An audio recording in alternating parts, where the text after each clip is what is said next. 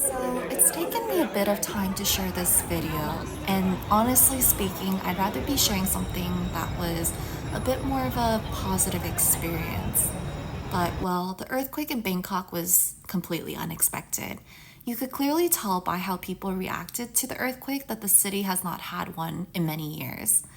I personally was in an elevator that was going up when it happened and quickly came to realize why you shouldn't be in an elevator when such an emergency occurs. I could feel the whole elevator swaying and I could see smoke coming out from the interior ceiling lights.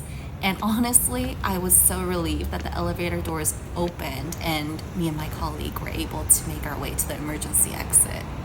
For the most part, we were very fortunate not to experience an aftershock, which would have been terrible.